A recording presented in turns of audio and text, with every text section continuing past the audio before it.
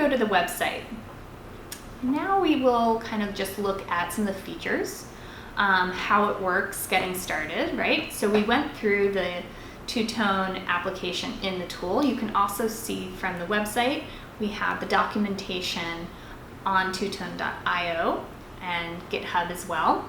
So here's the getting started steps, adding the audio track, playing audio, adding that speak title, which I'll show you in a moment, adding an audio track, adjusting the duration, and advanced features, as well as exporting the audio. And then there's further documentation on the features themselves, right? So be able to create a track, adding a musical scale, which specifically generates a sequence of notes with a pitch corresponding to the data value, and narration audio, which plays a recorded or imported audio track. This is optionally on a loop. Say you want to create a story sonification, a data storytelling piece, and add some audio narration into that, or a special sound effect for a particular data point. This is a really great feature to customize your sonification the same way you may make artistic choices about a data visualization, such as a chart or graph, in deciding on which colors to use, labels, etc. Now, editing a track. All tracks have a few options and operations in common, regardless of their type. Some advanced options are available in the expanded track view, which can be revealed by clicking the expand button at the top right of the track. Tracks are initially listed in the order they are created, but they can also be resorted by dragging a track handle on the right-hand side. You can also delete each one of these tracks by clicking the trash icon in the upper right-hand corner of the frame, and muting a track, which you can do by just toggling the mute button on and off. There's also a volume adjustment. Every track has a volume slider in the expanded view. Filtering a track enables you to take any track and filter that to play or not play based on the data values. Again, this is a very powerful feature that can allow for complex layering of sounds, instruments, and rhythms when combined across multiple tracks.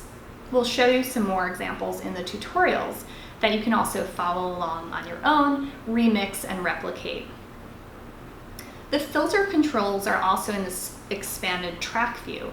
First, you select a column of data to use as the values to be filtered, and then you use the slider to select a range of values to be played. The values will be displayed in a bar chart to show you which sections of the track will be played and which will be silent. So you can see in TwoTone, we are using kind of data visualization as a complement to sonification. Advanced track controls, we can go through these as well, also on the website at TwoTone.io. Each type of track has different advanced options that can be used to create complex compositions. We have narration audio. This can be used to add narration or background music to a project. We can select an audio file, to click the prompt to select an audio file to be played. And these audio files can be imported from device storage or directly from the device's microphone if one's available. Now on the play mode, you can select an option to determine when and how often the selected audio clip will be played. You can choose a loop, and the clip will loop on repeat for the duration of the project, assuming the clip is shorter than the project duration. If a filter is applied, the audio will maintain timing with the project's playtime, even through silent sections. This is useful for synchronizing music sections without losing the rhythm. Active sections. When a filter is applied, the clip will play once at the beginning of each non-silent section. And also, finally, in play mode, you can choose once per row. You can play one clip at a time per each row. If the clip is longer than the duration of a single row, it will be cut short. On the musical scale, tracks create melodies from data and have many options to customize pitch, rhythms, and instruments. For the data source, you select a column from the source spreadsheet to provide the values that will determine the pitch of each note. Pitches will be spread across a range of octaves, with the lowest value playing the lowest note and the highest value playing the highest note. You can also select an instrument. We have a number of built-in musical instruments. And then there's key, selecting the tonic or root note and the mode of the musical key. All notes in this track will be played in the given key. In most cases, all tracks will be in the same key, though it's not strictly required. The lowest and highest values will play the tonic note at either end of the given scale. Regarding scale range, you select how many octaves will comprise the range of notes from lowest to highest. More octaves will result in finer grained distinction between values.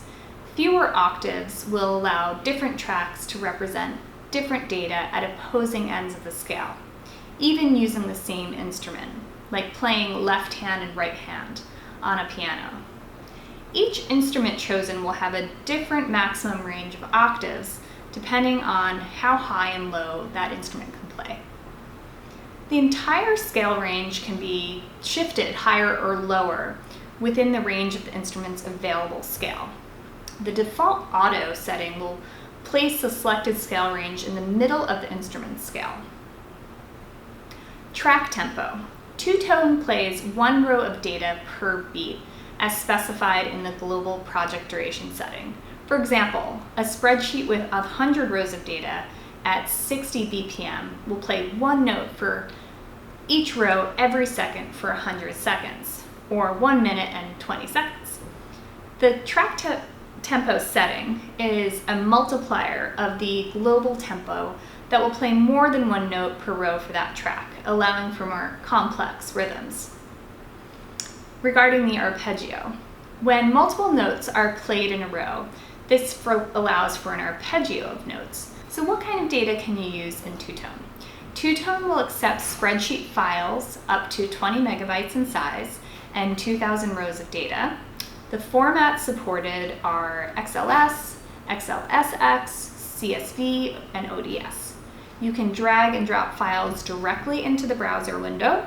Remember that your output will only be good as your input, so please do take time to check your spreadsheet for errors or any unnecessary text fields. Also make sure that you're uploading an actual spreadsheet and not a PDF, since the PDF will not be readable. TwoTone is processed fully in the web browser, so this means there's no server-side operations or storage is performed. If you do load a number of data sets in your web application, you will have access to those throughout your project. So where do you find data online? With TwoTone, we used a number of examples with city open data for the launch of TwoTone, and those are examples that are available at twotone.io. But of course, you can find open data from a number of open data portals. You can work on downloading, extracting data, cleaning data, and formatting that to be uploaded for TwoTone, and also kind of experiment with a range of spreadsheets and use cases, including different time-based data sets and also perhaps larger data sets that may need to be filtered or use a pivot table to aggregate and kind of wrangle to be formatted to meet the requirements